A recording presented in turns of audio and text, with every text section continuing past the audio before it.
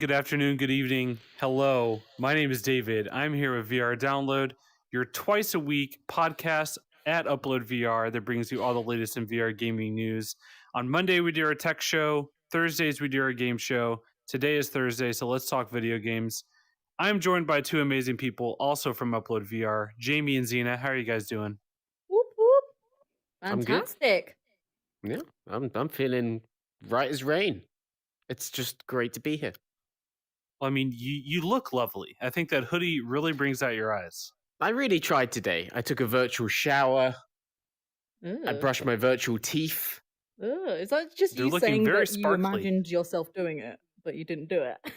Yes, that's basically it. I didn't do any of these things in real life, but in VR I did them, and that's what really counts in the year 2021. Oh, that was a beautiful smile. That was perfect. Well, thank you everyone for tuning in today. I hope you guys are doing great. I unfortunately we have a small bug. I can't scroll chat, so I can't see who was talking earlier. But hello, Adam, Gamertag Silver, Base Pilot, G Dog Cheeseburger, Daniel. Hello everyone. Hope you guys are doing wonderfully. Hello, Reese. Quick shout out to our members here on YouTube that actually pay money to have a little logo next to their name. You guys are the real MVPs. Pay money. Actual money. They do. And that is Dominic Frutchman, John Westra, B.R. Shaw, Adam Hartzell, Smash Reality, and Steve Evans. You know what? I could add another name to that list right now if you became a member. That's all you got to do. All you got to do is just become a member. You made it sound like a ransom demand. I mean, it's their choice, you know? It's their decision. Either I'm happy or sad. Power's in their hands. They get to decide what it is. Oh. Yeah. It's that simple. Sad. I think some people want to see me sad, but that's another topic for another day. Today, we're talking about virtual reality. Maybe augmented reality, but probably not. Mostly virtual reality here today. Maybe and quick announcement to let everyone know before we dive into the real news. VR Roulette is back, baby. Woo! Yeah. These two amazing people have brought back VR Roulette. If you haven't seen it, VR Roulette is our weekly show here on YouTube where we collect a bunch of random games, hopefully bad games, hopefully funny games, and we put them in a hat, spin a wheel, and kind of play them on stream, first impressions live. They're focused on App Lab now for our VR Roulette because it's very simple and easy to grab a bunch of games and put them on the headset and not have to worry about things crashing. Or in the past when we did Steam games, sometimes it would just flat out not work, and it was kind of terrible. So now it's App Lab focused. But VR Roulette here on Wednesdays, you can check back. We had our return episode this week with Jamie and Zena, so you can see that here on our channel. And Blobby Tennis. Definitely check that out. A real winner, Blobby Tennis. If you haven't, you think our Half-Life Alyx is the greatest VR game out there, you have not played Blobby Tennis. That is all we've come to learn. Here's a quick gut check. Is Blobby Tennis better than Mega Rats? I mean, technically, such a philosophical question. Technically, yes, because it actually worked. Yeah, I'll give you that. It was better. But here's a very important question. Did the developer of Mega Rats intend to make a functioning game? Apparently not. No, they really have the answer. They did really smash conventions with that game. You're right. Mega Rats really was just a genre-defining piece of art house VR. We don't have much art house VR, but Mega Rats, I think we can all safely agree, is safely in that category. For sure. Truly unlike anything else out there. And everyone, let's go ahead and hear what you guys have been playing. I hear Silver here has been playing Zing: The Land Beyond. Kind of a Myst-like puzzle adventure game that came out before Myst VR did. That game is very beautiful. I remember playing that game. It's extremely pretty. How do I keep a straight face talking about Mega Rats? Gamertag? Professionalism. That's how I keep a straight face. You can't break this guy. I'll talk all day. I'm not going to laugh. I won't break. Doesn't matter. He's also pumped full of Botox, so, sorry. I had to... Virtual Botox. Yeah, true. One other quick news hit that I want to go over before we get into the game-related news is if you aren't aware, on the Quest mobile app, you can use a code MOBILE25, and you can get 25% off any game in the Quest store you want. one-time use only. But if you've been waiting on the fence about something, or maybe you're waiting for a big sale on an expensive game, 25% off any game you want in the Quest store. Definitely take advantage of that. David, Link in what the would you So- get with it? What would you get? If I were a new Quest user and I had any game to pick for 25% off, I would probably pick Walking Dead Saints and Sinners, because I don't think gonna it's say really so. been on sale much on Quest. Yep. So 25% off of that is what, $10 off, because it's 40. So you get it for $30. That's a pretty good deal. Yeah, I was going to say the same. I don't think we'll see that on sale, like a significant sale, for a while. Same along the same lines. Super Hot, I don't think is going to go on sale for a while because it's probably selling so well. Yeah. Or Beat so that might Saber be- would be a good one. Can you Beat use Saber. the Oh, Beat Saber never code- goes on sale. Great. Can you use Yeah. the code for DLC or just straight up games? I would imagine just straight up games. I Mm. don't know how the codes for DLC work. I think it's all a bit different. I've never got a code for DLC. Oh no, you've got codes for DLC for Beat Saber in the past, so maybe it works on DLC. I don't know. Hmm. Someone Daniel, buy the Beat code Saber should still DLC be and working. right back. We just tried it this morning, and it seems like it should be working. Carpe DMT, shoot us over an email at tips@uploadvr.com if you want to recommend your game for VR Roulette. That's tips@uploadvr.com. And now let's get into the actual news. First up is we have a release date for Demeo. Ooh. Demeo? Yeah. I don't know how to say it. Demeo? I'm saying Demeo. Demeo Yeah, is what I'm going for. Demeo? Okay. That sounds fair. Demeo is a game, if you're not familiar, is a VR tabletop RPG, kind of like D&D, where you play as from the perspective of a person looking down at the table, and you can actually, customize your avatar to make it look all fantasy-like, and you control your little miniatures on the table. It's all, special effects and cool stuff going on, so it's not just a literal recreation of D&D. You have fanciness because it's a video game. But it looks awesome. I'm pretty excited about this one. I love rolling dice. I love RPGs. I love this exact kind of thing. So I'm pretty excited about it. Yeah, I think it looks really, really cool.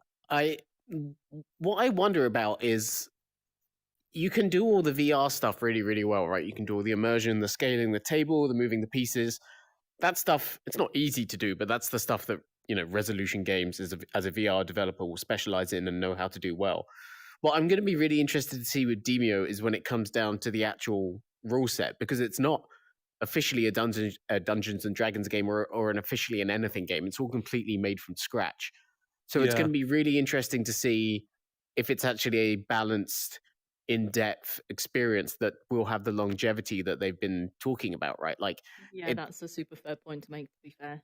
yeah. So I think it looks cool. I think the concept is amazing. I'm just really intrigued to see the logistics and the pen and paper-ness of it, how that works out. Yeah. I mean, if we Speaking of look- longevity, like Go for one thing I've noticed with Resolution is all of their VR games, pretty much across the board, I think we could all agree, are quite good. They don't really have any stinkers. I think Bait, their first one is probably the lowest quality of them all, but that's just because it started on Gear VR and it's a very simple game by design. It's on purpose. I think Resolution is one of the best VR devs out there, and the most impressive thing to me is that they continue to support their games after they come out.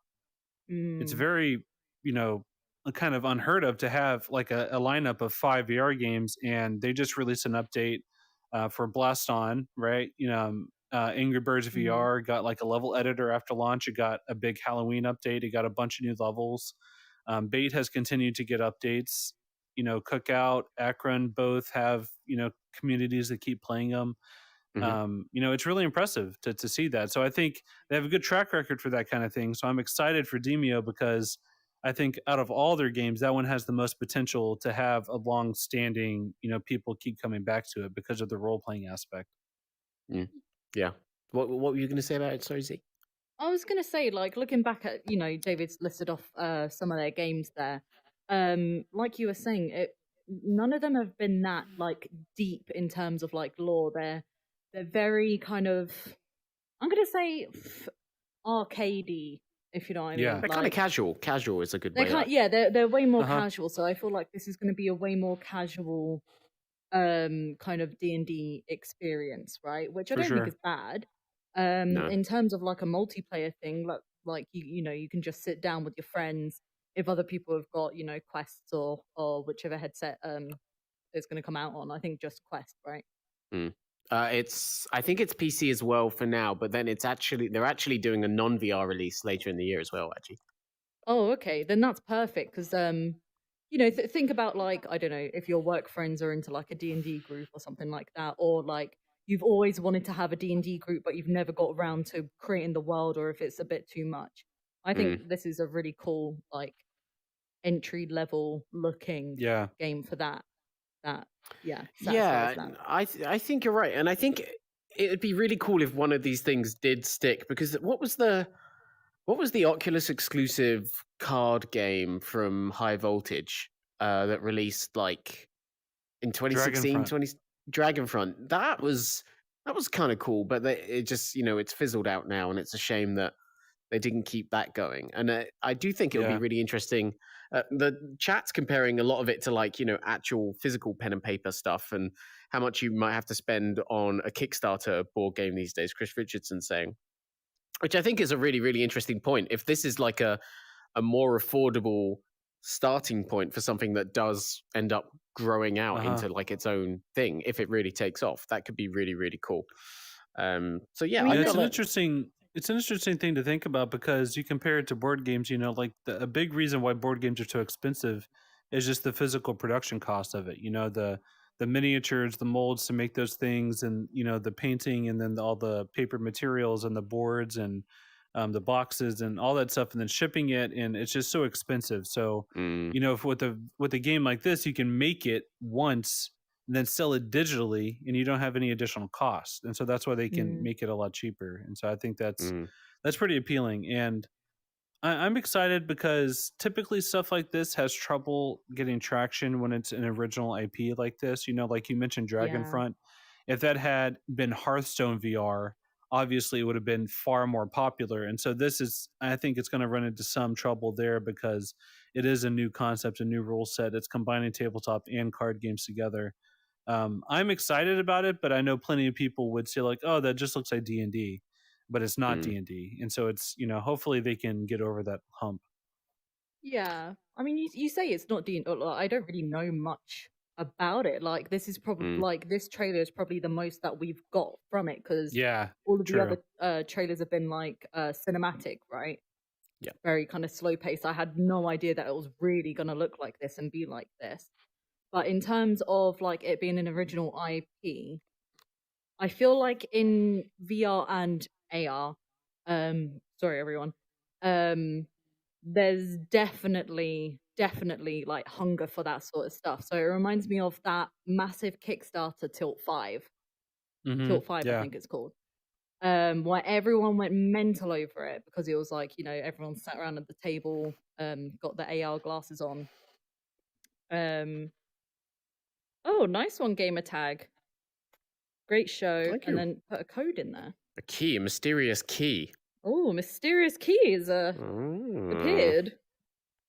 I'm gonna I think claim that. that's an Oculus key. Steam keys are shorter. Yeah, no, it is. I'm gonna take it. It's mine. Sorry. If if someone I think he redeems it, just let us bought. know what it is. I think he just got Mega Rats for me. Thank you, Game Attack. That's really generous of you.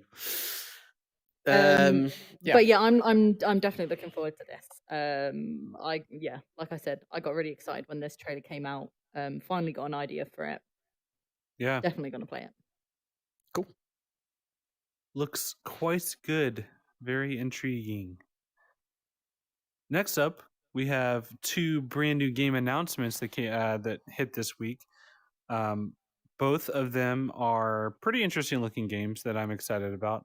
Mm. You can find articles about both of these at uploadvr.com. The first is Wanderer, which was a game that kind of went around on Twitter for a little while. That there were GIFs and screenshots and photos and concept art, but we got our first real good look at it this week during the PSVR Without Parole. April is PSVR AF showcase. Mm. Mm. They showed some footage of this game and a few other new games this week. The game is called Wanderer. That's Wanderer, Wanderer. And the name makes sense whenever you realize what the game's about. It is a time traveling adventure game. So in the trailer, or not the trailer, sorry, but the gameplay footage, you can see the character go to like the moon where there's the flag on the moon looking out at the earth, and they go back in time and they go forward in time. And it's still a little unclear what the game exactly is about, narratively speaking, but there's, an inventory you interact with, kind of gallery style with the backpack. There's lots of interactive objects in the environment, characters you talk to. It looks like a very interactive VR game with a really interesting premise of the time travel aspect. So I'm curious to learn more about it. They reached out to us over email after we published the article and said that they're going to be revealing more soon with a full press kit and proper trailer and everything. Well, what do you make of this one, Jamie? It seems like one you'd probably be interested in. Yeah, it really caught my eye on the stream the guys did. I'm not like I think we were saying this on the podcast the other week. I'm like, when it comes to flat screen gaming, I'm not actually that much of a puzzle game fan, and Right. generally in VR, I'm not that much of a puzzle game fan. But when you do puzzles right in VR, it makes for a game that's filled with like really interesting, unique interactions and really good world building.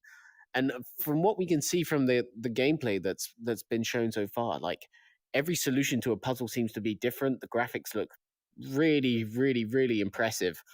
So impressive it was like, I don't think this one's running on PSVR, is it? Maybe No, maybe I really don't think so. maybe that's a little generous. But I think it's not just PSVR. I think it's like it'll probably end up on like PC as well, based on this footage. I could be wrong. It could be PSVR. And so yeah, I have hopes for it.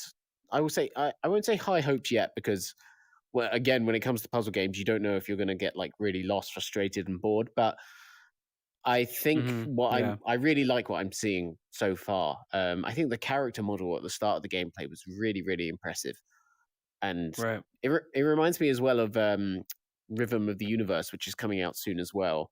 Just very, very graphically impressive indie games we're getting of late, which is great to see. So yeah, it's second half of this year, right? Bring it on.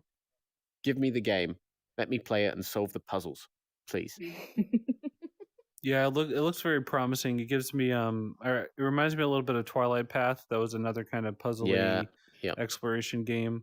In my article, I only said PSVR because it was in the PSVR Without Parole showcase, so I assumed PSVR.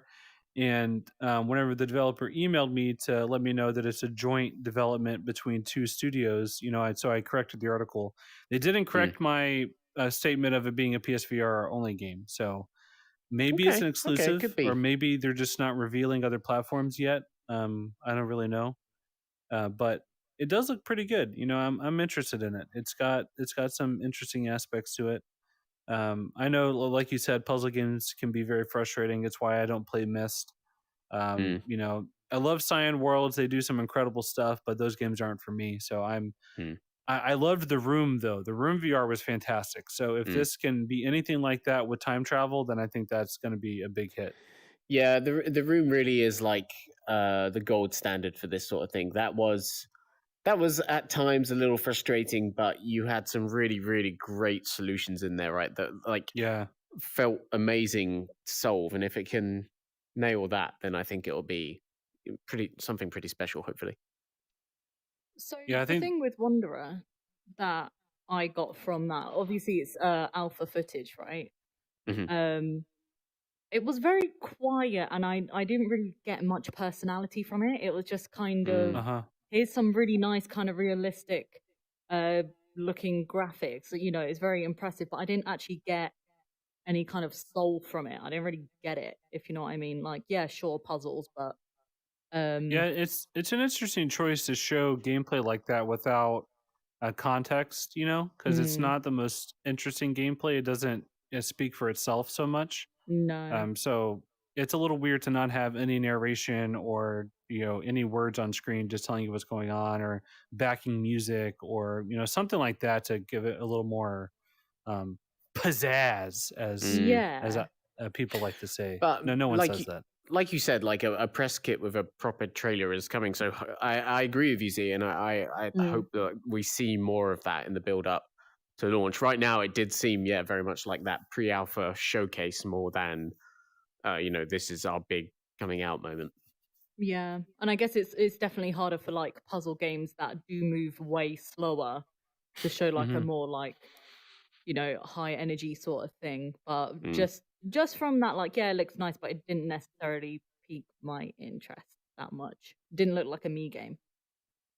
That's very fair. like That is very fair. punchy, and I need like a lot of stuff going on, and You weren't squashing mice with hammers. I wasn't squashing mice that was stealing my cake, so it wasn't my thing. Cool. So look, we're giving away a code for Floor Plan 2 now on the Oh stream. my gosh, what's going on? Oh, it's a competition. Everyone wins. Well, you can get Half-Life Alyx with 0, 1, 3, no, that's not true. You're telling lies. She's telling lies, everyone. I'm guessing that's another Oculus code, probably. Yeah, Floor Plan 2 is... Oh, maybe it's out on Steam right now as well. I don't know, actually. But Oh, Oculus. Heaney God confirms Oculus code. If you get it, let us know. Good luck. Great game. Have fun. 4 stars from your own Jamie Felton. Is that the same Jamie Felton that gave Doom 3 VR Edition 2 stars? No, that's someone else. You're thinking of someone else. He doesn't really get Oh, VR. okay. I don't like him. He doesn't have his VR legs yet. Yeah. Yeah, wuss. What a wuss that guy is. Just like that guy, I don't know what his name is, John Carmook? Yeah. He doesn't know about VR. All right, now we're being too navel gazing.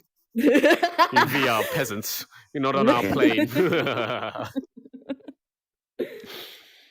All right, the next game that we want to talk about here is a game called Runner that has one of the coolest and best trailers I've seen for a new VR game in quite some time.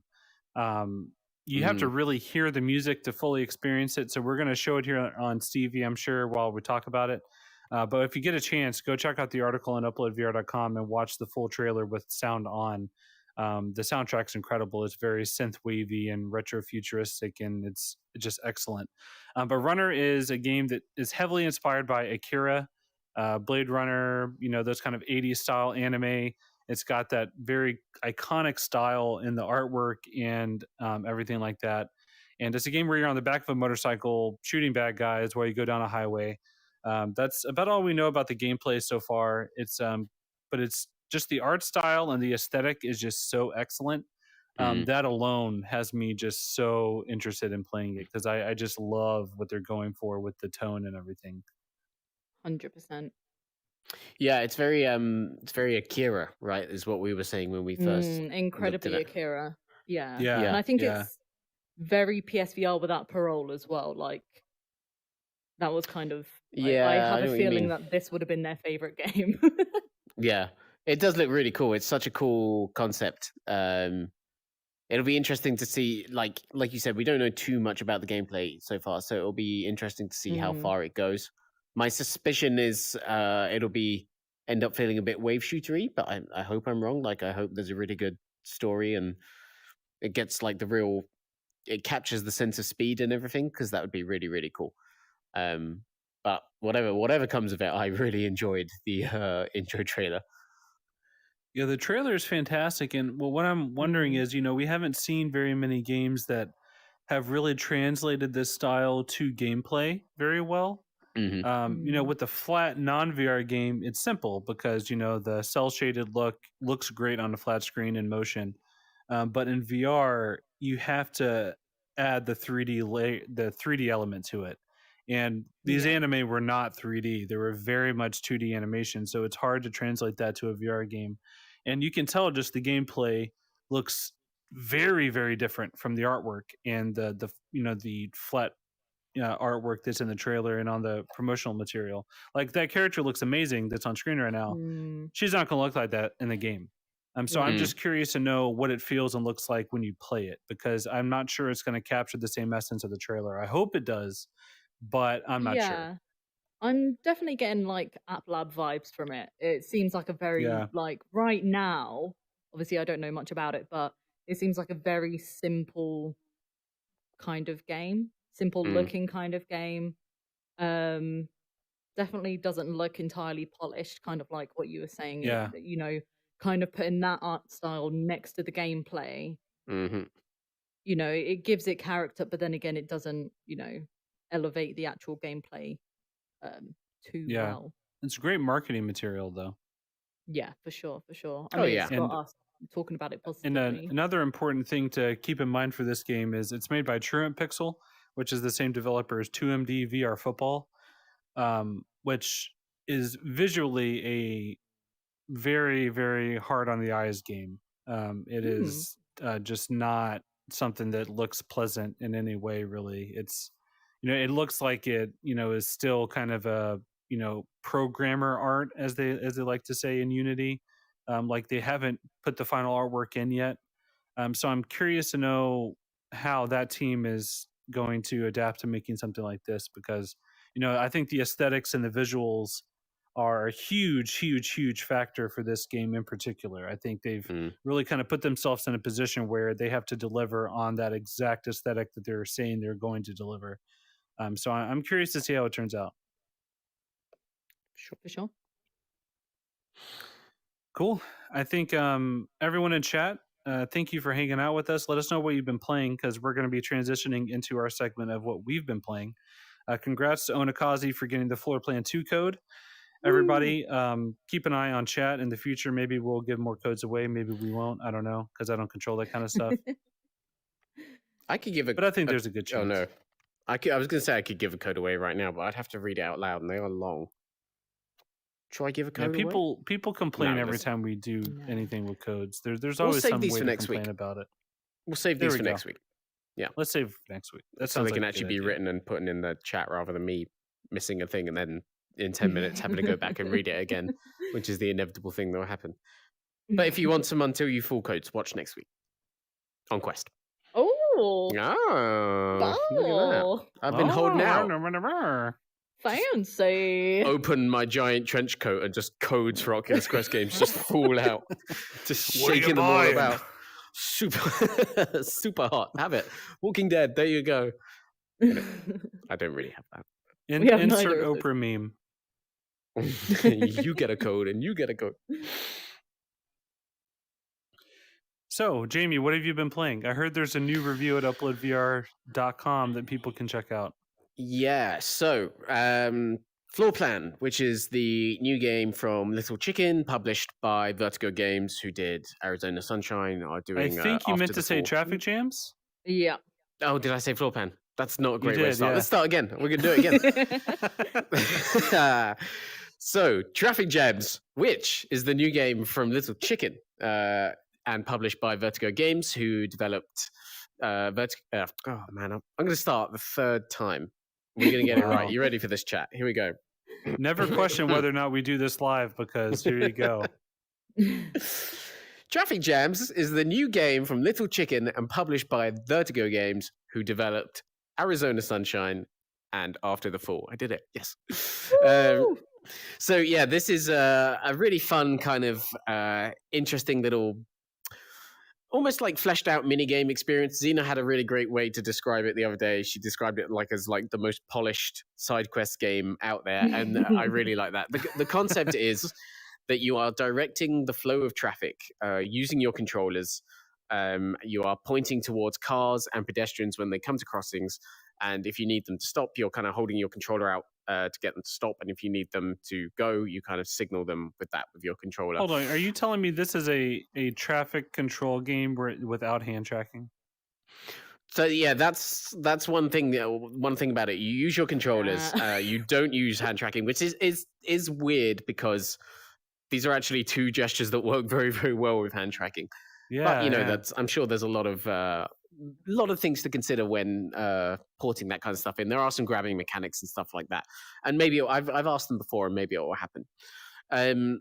So yeah, you're directing the control of traffic, and as pedestrians are crossing, you're trying to make sure that cars aren't swerving around the corner and running into them, or let's say.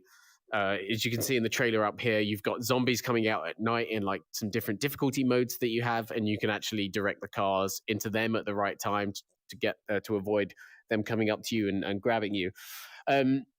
and it's kind of that, you know, overcooked thing of like keeping the different plates spinning at the right time, making sure you're not like creating any disasters, making sure that you're paying attention to each individual road, each individual crossing. And as a single player experience, it works very, very well. There's a really good, like I would say, like it depends how much you need to go back, but there's a good, solid single player campaign in place. I don't want to put a time on it.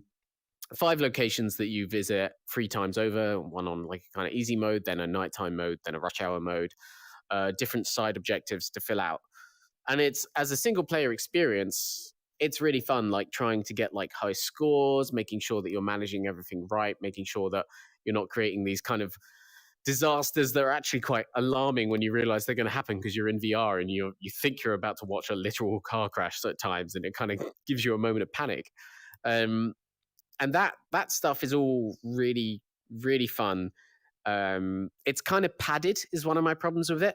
So to unlock new levels, you have to get stamps. There are free stamps to every variant of every level, and it's not just about like building the high scores. Like if you got the highest score in the game, you wouldn't get free stamps. You actually have to go back in and do kind of like weird little mini game things that don't really fit. So for example, one of the pedestrians has like a frisbee on their head as they're walking past, and if you pick it up, you get balloons to appear in the level, and you have to frisbee the balloons in like 15 seconds. And then one of the goals is like pop 3 balloons with a frisbee in 15 seconds. The heck?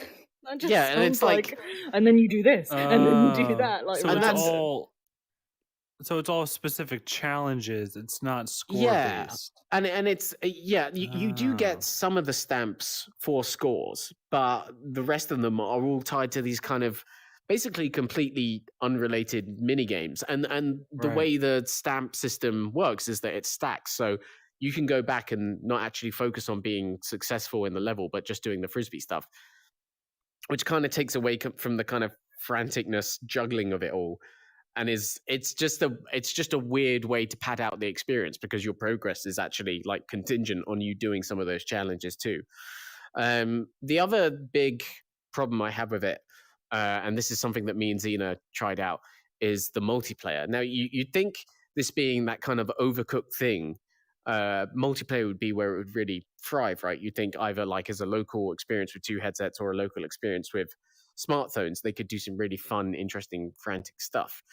And they do go for the cooperative experience. They are trying to get you to work together to get like high scores, but it just doesn't gel very well because the other players are on smartphones, so all they can do is summon like sometimes they summon cheeses, sometimes they summon pedestrians, sometimes they summon cars, and then you'll get objectives in rounds that are like let 5 pedestrians pass safely, but also crash 5 pedestrians. And these objectives are often at odds with each other. They don't really create like there's not much urgency about them. I think you would agree with that, right, Z? Like you just have to keep tapping the phone to get them to spawn. Then I have to kind of time it to get them to crash.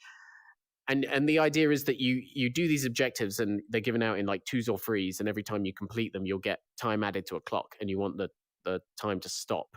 You want to prevent the time from running down. And it just we've played a couple of matches, and when we do, it just goes on and on and on, and you get bored pretty quickly, right? Yeah, for sure. From the point of view of the phone player, you're just kind of smushing these buttons. And the thing is, you can do multiple fingers and just go for all of them at the same time. So there's not really anything like behind it. But the thing is, unless if you streamed or something, I have no idea what's going on in the actual game itself. And there's no music that comes from the phone. There's like some sound effects and stuff like that, but there's nothing that really kind of gives the phone player any kind of incentive to really get into it. Which as you said while we were playing, that is a problem specific to Quest, because obviously if you're playing on PC and absolutely. PS5, and you could stream it, I guess, cast it to a screen, but it is like, I agree with you that it just doesn't work very well. It's not, and it's a shame, because I feel like as good as the single player is, I feel like the heart of the game should have been a really good kind of multiplayer campaign, and it's just not there. So I gave it 3 stars. I really did enjoy the single player content. I thought it had depth, like cars move at different speeds. There's like a nice characterful environment for like Tokyo and New York and all these different kinds of things with unique twists in each level. So it's a fun single player experience. It's just not like a family game night VR game, which I feel like that's where it would have really thrived. So yeah, it's $20, I think.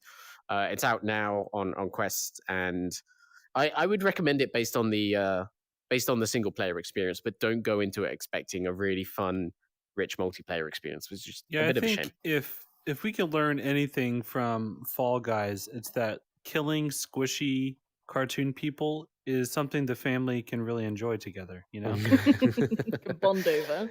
I don't think I said family when I wrote my review. I don't think I said family friendly. I avoided that term then, but I was going to use it now. The other thing to say is the Quest version actually visually, like, it's kind of a simplistic art style, but actually when the zombies get close to you, they're very rough zombies. They're not it's not a great looking game on Quest actually. But it's I've played it on PC too, and it looks really nice there, really sharp there. But yeah, that's what it is. I think you really enjoyed it though as well overall, right? So you've played some of the single player campaign. Yeah, like I can definitely agree with you. When you see a car crash or you see someone get hit, you feel like literal devastation. Like you get scared and you think, "Oh my god!" Because if you've seen a real car crash in real life, there's just like this drop in your stomach when you know that sound of like a car crash. You get that in this game. But yeah, it's very fun. It's a very fun game for sure. Cool. I haven't tried it. Full disclosure, I probably won't, but it sounds good. It's not a David game, really. No. Truthful. No, not too much, but that's okay. Not everything has to be a David game. I've accepted that. As we all have. Speaking of a game that looks pretty good, but I haven't played it all, people are talking about it in chat already. They predicted our schedule. Next is Swarm. I haven't played this game yet. It's kind of like a wave shooter, right? Isn't it just kind of a wave shooter? I mean, yeah, it's it's an arena shooter. I don't know if you want to say wave shooter. Yeah, I also haven't played it. But it is like meant to be like a Spider-Man style shooter. So you're shooting out a grappling hook in an arena, swinging around the drones, shooting it down. I wish I had got a chance to play it, but I've just been too busy. And I did want to have a review ready for today as well, but maybe that'll have to be have to wait a few days. But I'm glad everyone seems really fun. Yeah, I'm glad everyone seems to be enjoying it because it's a very active, interesting type of VR. What I'm really interested in is all the trailers I've watched. People say, "Oh yeah, there's no motion sickness whatsoever." Really, really? Like maybe I don't know. I feel like some people get into this habit of saying that about their games when maybe they haven't tested enough people. But I could be wrong, and I hope I am. But Jupitergrad made me kind of dizzy, not sick, but every once in a while standing up and throwing myself down the corridors in Jupitergrad, I definitely felt like a sway of, I need to pay attention, otherwise I'm going to fall over. Same in Windlands, same in the Spider-Man movie experience that came out for There's that other one that got some traction on Steam as well. What is it? Jet Island? Kind of it's not swinging, it's jet boots, but it's kind of a similar or a Mega Agent from which was another Fireproof Games game, right? Like these kinds of active things, these kinds of active movement systems. Lots of people say, "Oh yeah, I didn't get any locomotion sickness whatsoever," and it's like that's great. But do you think someone trying VR for the first time will feel the same way? Really? But we'll see. I'm looking forward to. I might go ahead and check it out after the show because I'm kind of curious in it now. Yeah, Onike says that if Jupitergrad made you motion sick, this one probably would too. It didn't make me motion sick. I just mean I felt like dizzy and swervy, and I don't mean that. No, I was comfortable. I just also felt like I was going to fall over. Okay, so you weren't comfortable. Is that you can be comfortable on teetering on the edge? I just mean. Do we need to explain to Jamie what comfort means? Because I just mean I didn't felt feel dizzy sick. and sweaty, like I might fall over, but I was pretty comfortable. What? I can't. He's literally sitting felt on like 5 knives right now, by the way. I felt the physical sensation of like nearly tipping over, but that didn't make me feel sick, is what I'm saying. Like I was still okay. with it, as the kids say. So the thing about Swarm for me is that it kind of came out of nowhere, and it looks like a very, very basic game that has, I kind of don't get where this hype has come from, to be honest. But then again, it could be kind of like Gorilla Tag. Like everyone just went mental over that, but like I don't see the spark in that personally. Yeah, I think it's an interesting thing because there's definitely a market for games that have a very, very good core addictive game loop. Like something like Space Pirate Trainer, to me, is a game that I get bored after 10 or 15 minutes. But I understand there are people out there that just want to master it and spend hours and hours playing it. And I like to call these Ian games because that's what he does. He loves Pac-Man, he loves Tetris, he loves Space Pirate Trainer, Pistol Whip. Like those are his kind of games. That's very true. I'm curious to try the movement style. Like it looks fun, so I want to see what that feels like.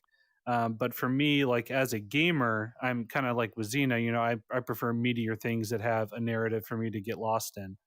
That's typically what I gravitate towards. But I get the appeal of this kind of game.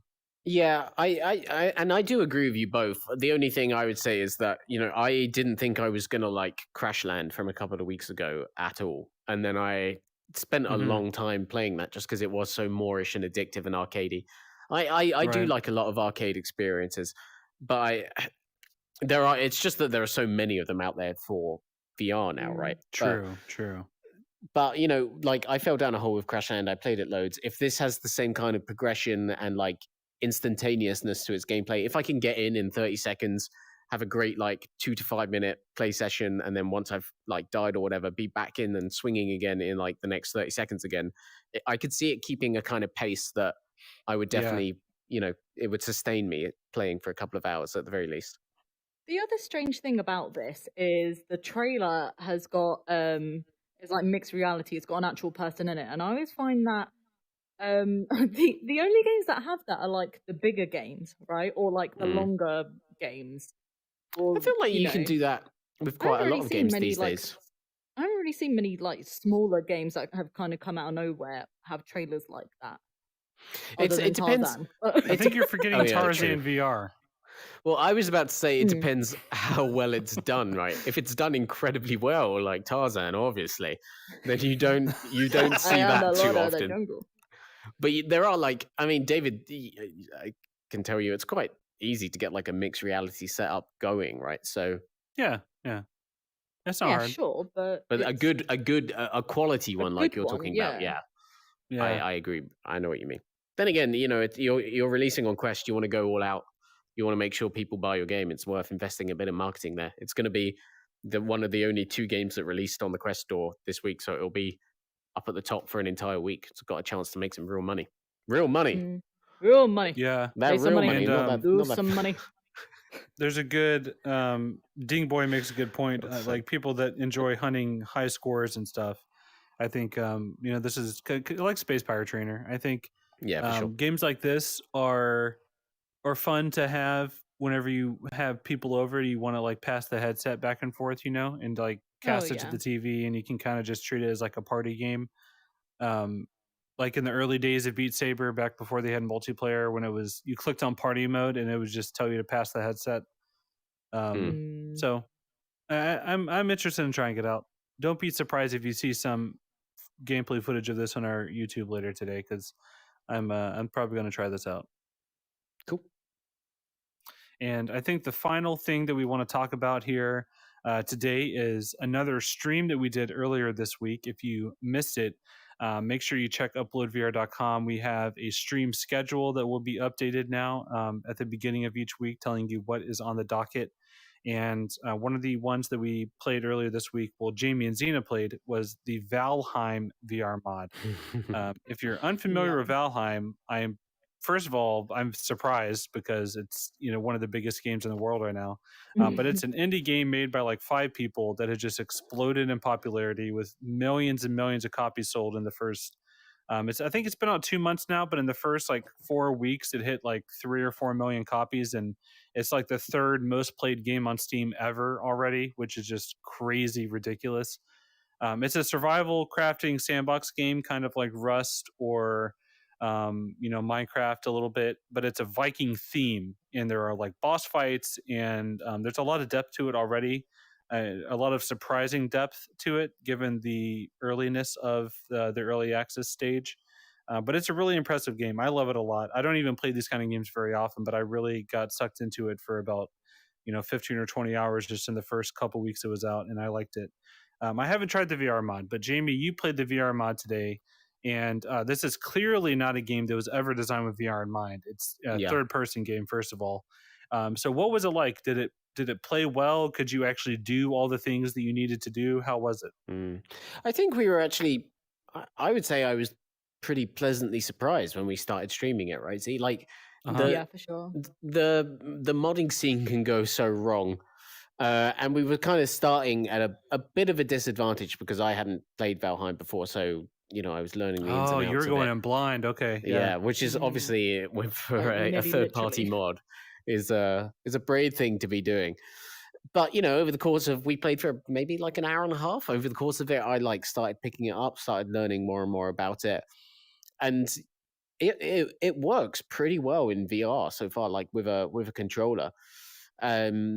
It's like some of the aiming reticles are a bit tough to like figure out at the start. Some of the combat doesn't quite work. What it does is it kind of like puts you in first person, and then you're like, you could like move your head around if you wanted, but you'd see like the headless version of your avatar while you were moving. But you can also scroll out and play in third person if that's the way you want to play. And some of the implementation was really, really interesting because even though I think they're still working on the motion controller support, there was like support for placing constructions and items and things you build around in the environment. So I was playing with my controller. Every once in a while, I'd have to use the mouse to access the crafting menu. And then when I wanted to place something in the world, I had to grab my VR controller and point at it in the world, which is really, really fun. It's one of those things that's tough. It's tough to stream. I think we learned as we were playing, because the first thing you want to do is build a massive base, which isn't like necessarily the most engaging thing to watch in VR while you're still learning the controls as well. So I think we definitely want to, like, I think we said we were going to maybe play some outside of VR, and then maybe we'd go back and tackle it again. Because I got like up to the snowy area, but I had like no clothes, so I just died straight away. One of my favorite things about Valheim, and this is something that took me a while to fully grasp and understand, is that the construction mechanics are actually super realistic. So like if you look at a game like Minecraft, you can place a block in the air, and then destroy the blocks around it, and it'll just keep floating there. In Valheim, everything needs support. It has to be grounded. So like if you were to build like a ladder, once it gets high enough, it'll just collapse because there's no supporting beam. So you have to build beams to support it as you go. And the same goes for the roof. Like every like beam has to be supported by the wall. The floor has to be connected to beams and stairs. And you have to actually build structures realistically and plan out like an architect would, like support beams and where you're going to place things. And like one time I was playing it, I spent 3 hours building a kitchen that extends up 3 stories through my house into a chimney so that, because you have to funnel the smoke out, because in this game the smoke will kill you in your house if you don't have a funnel for it. And so it's what they did is just so cool and impressive, the way they did it. And I'm hope the VR mod continues to advance, because games like this I think are a good fit for VR. I think a lot of people enjoyed The Forest in VR. Green Hell is getting a VR version soon. Yeah, really looking forward to that. I'm hoping that's good. So these kind of games really do well in VR when they are implemented correctly and get actual support. And this mod team seems like they are pretty dedicated to it. Yeah, and it's worth saying that off the back of Valheim, earlier this week on the site, we launched a list of the best mods that we've tried in VR so far, both for the Rift, for PC and Quest. which was a fun list to go through because actually I think some of the stuff that our audience still really loves, and indeed some of the meatiest stuff you can still play in VR, are mods, right? And there's been some, like, in the past 5 years now, the community's done some really, really incredible stuff with some very specific games, some some of the most famous, most played games of all time, and then some of the games by like very specific developers. So we were saying on Quest, obviously the work Team Beef has done, basically with all of its ports Yeah. to date. So that's Half-Life, that's Doom, like 1 through to 3, Quake, the first two Quake games, Return to Castle Wolfenstein. Those are all such incredibly detailed ports, to the point that their version of Doom 3 is actually, I would say, a little better than the PSVR version from the other week. But we don't need to talk about that. And then on PC, we were also talking about what was it? There's Alien Isolation, which is such a good mod. One. Obviously, some of the groundwork was already laid down for the modders because it was a demo for the DK2, the Oculus Rift DK2 back in the day. I once played a really, really good version of Outer Wilds, which is a game I still haven't like played all the way through, and I really, really want to get to on a flat screen. One. Yeah, but it just seems like such a great idea for VR, right? Like so immersive, all about exploration, visiting different planets in the universe. I think that's really, really cool. One of my favorites, and it's admittedly not a very good mod, and it would easily make you sick. But Grand Theft Auto 5 in VR is just so fun. Oh my god, that streaming that on our channel here, like what was it, a year or two? I don't even remember, but that was one of my favorite things I've ever done, just because of how insane and crazy it was. And like, flying a plane up in the air and jumping out in VR and just literally hurtling to my death was just so crazy. It was awesome. It's so invigorating. It really was.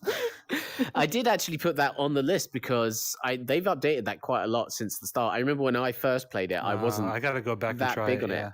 Yeah, but they've done a lot of great work with like the cutscenes and everything. It's still you still play with a controller, right? Like that's the way you do it. You don't. Which play I think with, I think is fine. it's totally that game fine. was not. Yeah.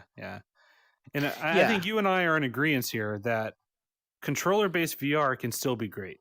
You don't have to have motion controllers. I think, all you elitists out there, there are some great controller-based VR games. All right, and you should give them a chance.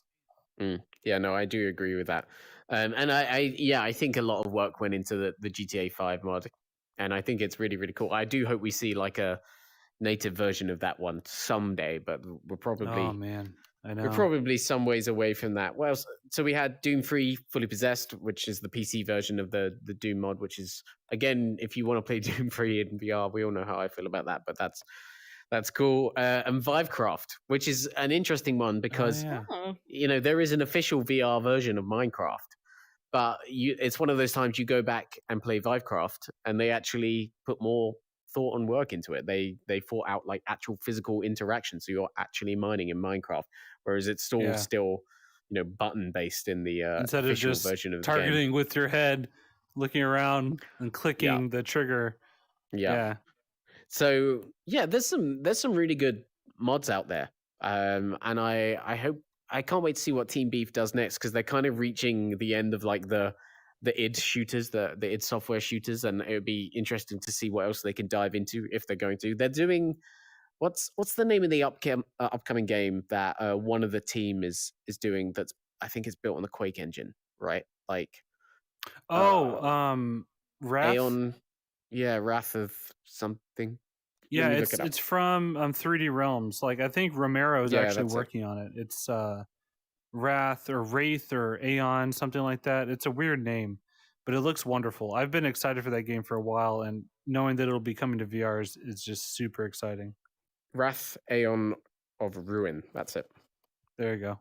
Yeah. We were right, technically. Yeah, technically. A version of us was right. Yeah, so I'm looking forward to what comes from that. I hope we see many more great mods in the future, because it's such a cool little area of VR when people turn these things into these often pretty good experiences.